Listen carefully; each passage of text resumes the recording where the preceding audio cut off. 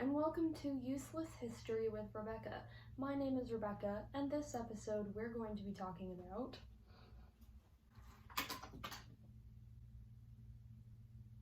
Give me a minute. Things are already going so badly for me. Knowing me, that's the take I'm gonna use.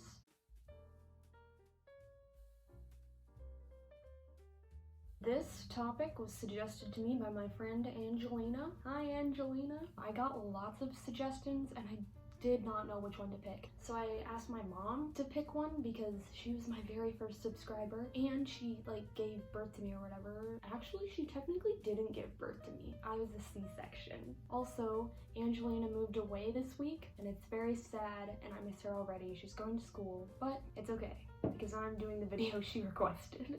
Anyway, how would I actually start the video? Amelia Earhart is the most famous female pilot of all time. She is almost certainly not the best female pilot of all time, but you can't disappear while trying to circumnavigate the globe without becoming the most famous. Now it's time for my outfit change. My friend Christian told me that I needed to wear a costume for every episode of Useless History, and you know what? He's right. So I'm gonna go do that right now. It's not a super historically accurate Amelia Earhart costume. I'm just using clothes I have that are inspired by pictures of her I've seen. I'm gonna go do that. I just want to say that I think I look really cute in clothing inspired by menswear. Have you seen me in a suit?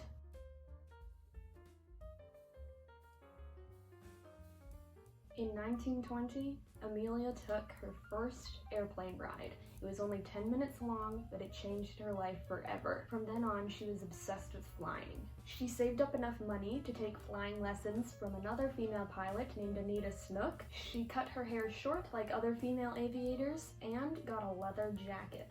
She felt self-conscious in front of the more experienced pilots, so she wore her leather jacket for 3 nights in a row while she was asleep, because she wanted to make it look more worn. In 1921, she bought her first airplane. It was a second-hand yellow Kinner Airster that she called the Canary. In 1922, she flew her airplane at 14,000 feet. No other woman had ever flown her plane that high. In 1923, she got her pilot's license. She is only the 16th woman to do so. Unfortunately, Amelia's parents, who always struggled financially, ran out of money in 1925, and Amelia was forced to sell her airplane. However, she returned to flying when she joined the Aeronautical Society's Boston chapter in 1927.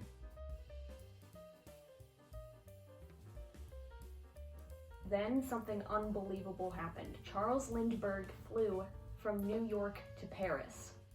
Solo. No one had ever flown across the Atlantic by themselves before. Then people started talking about having a woman fly across the Atlantic. In 1928, Amelia was asked if she would like to be that woman, and she immediately said yes. She was interviewed along with several other women, and in the end, they chose her to be a passenger on a flight across the Atlantic. Apparently, some people thought she was chosen in part because she kind of looks like Charles Lindbergh.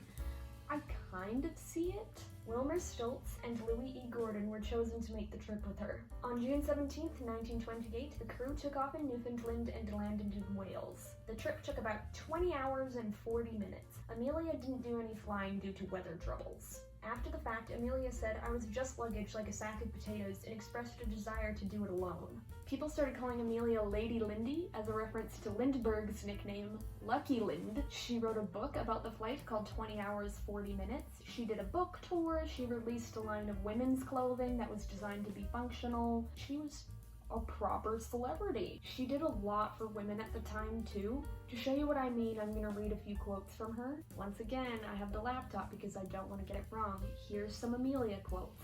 "Women must try to do things as men have tried. When they fail, their failure must be but a challenge to others. Women must pay for everything. They do get more glory than men for comparable feats. But, also, women get more notoriety when they crash." Which is an interesting statement. Women should do for themselves what men have already done, occasionally what men have not done, thereby establishing themselves as persons, and perhaps encouraging other women toward greater independence of thought and action. Some such consideration was a contributing reason from my wanting to do what I so much wanted to do.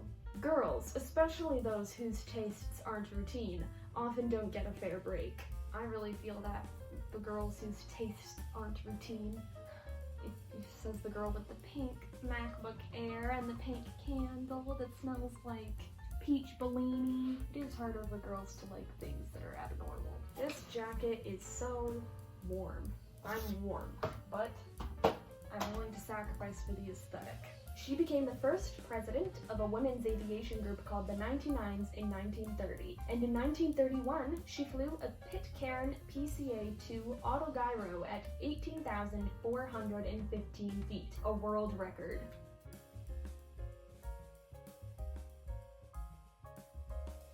Then, in 1932, she became the first woman to fly solo across the Atlantic. She won several awards for the flight and became a hero. Amelia went on to do several more solo trips. She became the first person to fly across the Atlantic and Pacific Oceans when she flew from Honolulu to Oakland. Then she flew from Los Angeles to Mexico City and from there to New York. George Putnam, Amelia's publisher, divorced his wife Dorothy and began to pursue Amelia. She rejected him a few times, but eventually they got married in 1931. On the day of their wedding, she wrote him a letter. I am going to read a portion of this letter.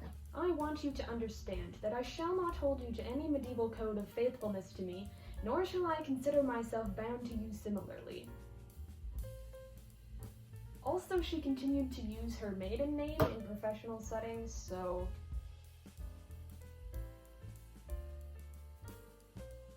Amelia wanted to do something truly impressive. She wanted to circumnavigate the globe. She bought a Lockheed Electra L-10 airplane for the trip and assembled 3 men to make the journey with her. Captain Harry Manning was her first navigator, Fred Noonan was her second navigator, and Paul Mance was her technical advisor. They took off from Oakland on March 17th, 1937 and landed in Honolulu, Hawaii. They had to stop for repairs there. Then, when Amelia tried to take off several days later, she lost control of the airplane and had to loop on the runway. Extensive repairs had to be done to the plane, so they were stuck in Honolulu for a while. By the time the plane was ready to fly again, changes in global weather meant that they had to fly the other way around the world. Additionally, this time the only crew member who was able to join her was Fred Noonan. They took off on June 1st from Miami. They flew on to South America, Africa, and Asia, eventually landing in Lae, New Guinea. I hope I said that right. In total, they had flown about 22,000 miles, and they only had about 7,000 left. Their plan was to take off from Lae and land on Howland Island, which is a teensy little atoll in the middle of nowhere. It would be difficult to distinguish it from clouds if you were in the air. Amelia and Fred planned to use celestial navigation, maps, compasses, radios, and help from the U.S. Coast Guard. From what I understand of current American politics right now, you guys need a Coast Guard. A Coast Guard ship called the Itasca is going to wait next to Howland Island and release plumes of smoke to help them find it.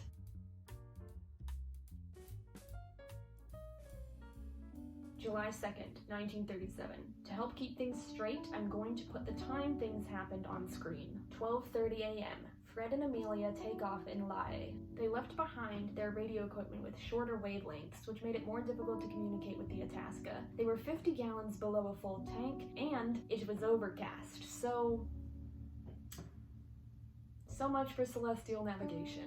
Better yet, it was later discovered that their maps put Howland Island on a spot 6 miles away from its actual location. Fred and Amelia reach what they believe is the correct latitude and begin flying along it, trying to find the island. The only problem with that is their maps are wrong. There are further issues. The Itasca and the Electra are using different time zones and radio frequencies, so communication is off. 7:20 a.m., Amelia reports their position. They are 20 miles southwest of the Nukumanu Islands. 7:42 a.m., Amelia says, "We must be on you, but we cannot see you. Fuel is running low. Been unable to reach you by radio. We're flying at 1,000 feet. The Itasca replied, but we don't know if she heard. 8:44 a.m., Amelia sends a transmission that says, "We are on the line 157,337. We'll repeat this message on 6,210 kilocycles per second. 8:45 a.m. Amelia sends a transmission that says, "We are running on line north and south. That is her last official transmission. After the Itasca did everything they could to contact her, they began searching for the plane. The search continued until the 18th of July, 1937. George, her husband, continued to fund search efforts, but even he accepted that she was likely dead in October 1937. She was declared legally dead on January 5th, 1939.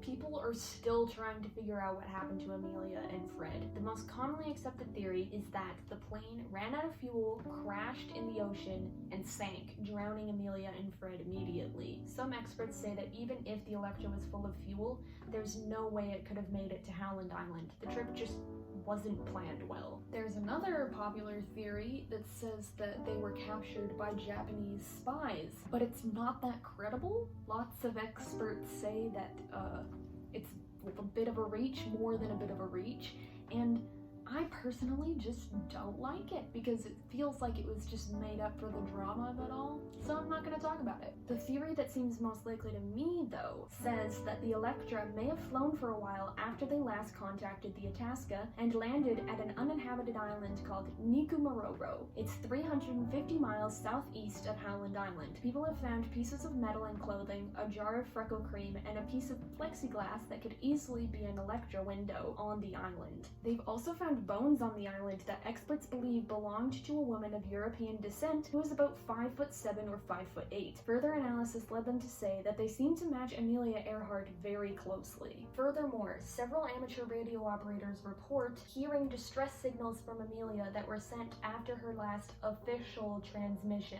At the time, the Coast Guard declared that they were all fake, they were all hoaxes, but recent study indicates that at least 57 of these reports are legitimate. 57. The timing of the transmissions lines up with when low tide would have been on the island. The theory is that the airplane was partially in the water, so she'd need low tide to run out to the airplane and use the radio. The International Group for Historic Aircraft Recovery has a handy list of all the post-loss transmissions from Amelia and Fred. They indicate which ones are credible. I'm going to go over some of the credible ones. I have had to shorten or adapt some of them, but that's okay. The point here is not to have an accurate recreation of what happened, but just like to give you an idea of what she was saying. If you want more details, the link is always in the description. I'll put the date, time, and recipient on screen, except for the transmissions heard by Betty, because Betty does not remember exactly which day she got her transmissions on. Additionally, Betty seems to be a pseudonym because I can't find a surname for her anywhere, and she was 15 at the time, so all of that kind of makes sense. This is Amelia Earhart. This is Amelia Earhart. Please come in. This is Amelia Earhart. SOS. This is Amelia Earhart. Plane down on uncharted island. Small, uninhabited. Plane is partially on land, part in water. Navigator seriously injured. Need help immediately. I am also injured, but not as seriously as Newman. Send help. Water's high. SOS. Send us help. We can't bail out. Still alive. Better hurry. Tell husband all right. Can you read me? Can you read me? This is Amelia Earhart. This is Amelia Earhart. Please come in. We have taken in water. My navigator is badly hurt. Repeat. We have taken in water. My navigator is badly hurt. We are in need of medical care and must have help. We can't hold on much longer. As far as we know, that July 7th transmission is the last anyone heard of her. On July 9th, search and rescue planes happened to fly over Nikumaroro. They saw signs of recent habitation, but they didn't find Amelia or Fred. Like I said, this is my favorite theory. It's not my favorite because it's the best outcome. Honestly, it would probably be better for Fred and Amelia for them to crash in the middle of nowhere and drown and just die instead of surviving for nearly a week on an uninhabited island with no hope. If they had listened to the people claiming to hear her, they may have been able to rescue her, which is so upsetting. Imagine being trapped on an island for days and days and days, using the radio whenever you can, but no matter what you do, no one answers and no one shows up to help you. Also, your friend that you're traveling with is seriously injured, you're injured, you're starving, you probably don't have a lot of clean drinking water. According to a BuzzFeed Unsolved episode I watched about her, the island is inhabited by crabs. So eventually the crabs would have eaten them alive. Lovely.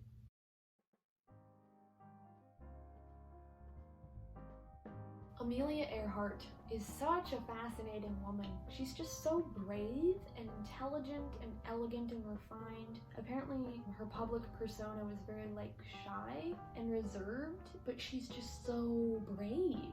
And it's just an interesting combination.